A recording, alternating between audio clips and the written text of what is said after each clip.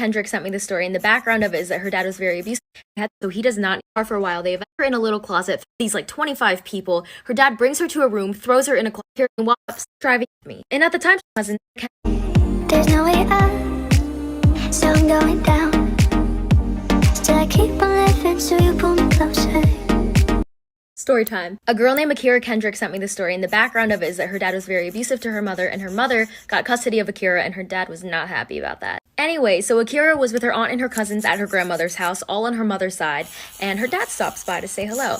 And Akira's outside playing with her cousin, and her dad comes up to her and grabs her arm and says, "Do you want to go to Walmart with me?" And at the time, she's only 7, so all she hears is toy aisle, so she says, "Yes, let's go." So they get in the car, they head to Walmart, she gets some really nice pom-poms, and then he says, "Okay, let's go back to your grandmother's house." So he starts driving and he gets on the highway, and Akira knows that her grandmother's house is right around the corner from Walmart, so he does not need to get on the highway. So she says, "Dad, where are we going?" And he gets really mad and says, "Shut up, sit down, it does not matter." So Akira's in the back seat, she's really scared, and she just shuts her mouth. So after being in the car for a while, they eventually arrived at this really old, abandoned, beat up house. And when they walk in, Akira sees about 25 people, and she does not know any of them. Her dad brings her to a room, puts her in a little closet, throws her some toys and her pom-poms, and says, "Play." Part 2 is coming. Part 2 of Akira's dad literally kidnapping her. So when they get to the house, Akira is really scared. She doesn't know any of these like 25 people. Her dad brings her to a room, throws her in a closet, puts some toys in there and says play. So after about an hour of being in a little closet with some toys, she finally decides to get up and go look for her dad. So she opens the door and starts looking around, and there's no one in the house. There's not even a single trace of somebody ever being there. So of course she starts freaking out and crying. She doesn't know where she is. She's so far away from her grandmother's house,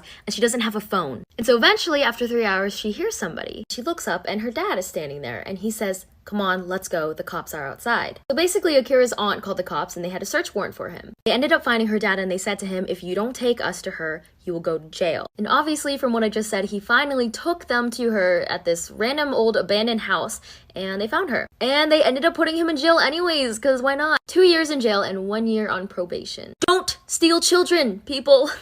Don't you hesitate. Customize your necklace any way.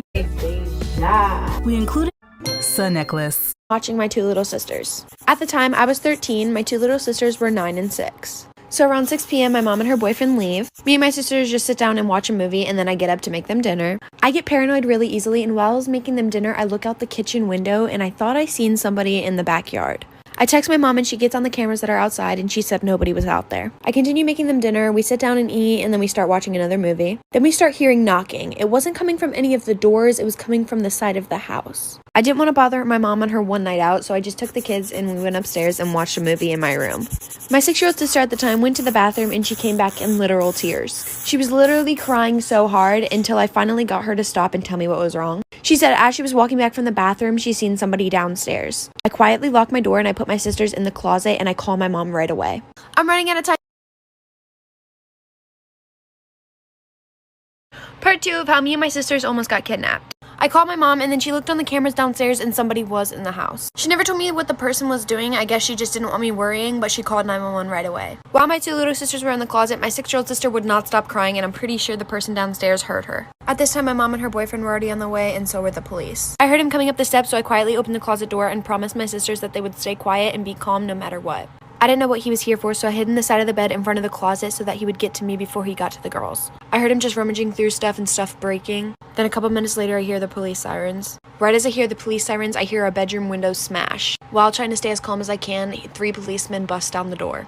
They grab me and my sisters and take us outside. About 5 minutes after they take us outside and put us in the back of their car, my mom and her boyfriend shows up. About 20 minutes later, after he was caught, they did notify us that he was wanted for murder of 2 younger girls and 1 adult male. About $10,000 of our stuff was either missing or broke. Then about a month later, when we were capable to, we did move. Nothing has happened since.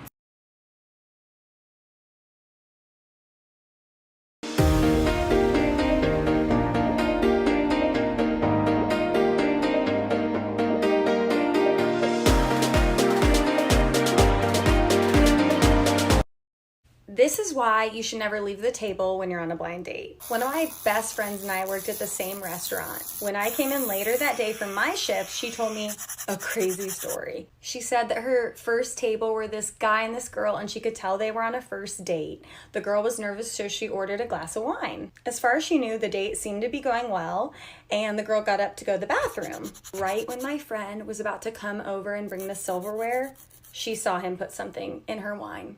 My friend, obviously terrified and freaking out, let our manager know, who then let the police know, and ran into the bathroom to tell her what was going on. The girl ended up staying in the bathroom until the police came, arrested him, and escorted him out of the building. It was noon on a Tuesday. You don't think you're going to be drugged at noon on a Tuesday. Story time, Tinder edition. Okay, the story blew up on Twitter like a while ago, but I'm just gonna retell it because it's very informational. It says, yeah, I'll drive you home. And she says, okay, so then they get to her house and then she starts feeling better. So then she says, do you want to come in for some coffee? And then he says, yeah, sure. So they go inside, they have their coffee, and then she doesn't feel well again. And she's like, oh, I'm sorry, I don't feel well again. I think you really need to leave. And he's like, okay. And he leaves. And then she goes to bed, and in the middle of the night, she wakes up and she hears this noise down in her kitchen. And so she locks her door and she calls the cop. And the 911 operator is just on the other line saying, can you just stay on the line until the cops get there? And then the cops get there and they're like, the door is locked. Like, we don't think anyone's inside. And she's like, I promise you, someone's inside my house. I can hear them. She says, you have my permission to break down the door. So she's still up in her room, and then she hears the cops break down the door, and then she hears some rustling and some fighting.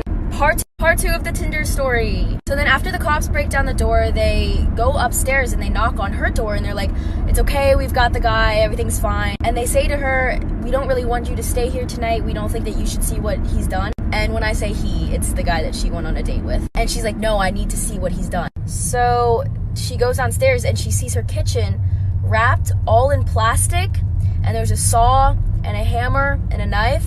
And earlier when he came into her house for coffee, he set his keys down right next to her keys. And so when he left, he picked up both sets of keys. And that is how he got back into her house. And they tested her, like her blood and everything, and she wasn't supposed to wake up because of how many drugs were in her system, because on the date, he drugged her. And then I guess he was just planning on chopping up her body in her own kitchen. I don't know. Stay safe. One time I had to babysit one of my neighbor's kids. Oh,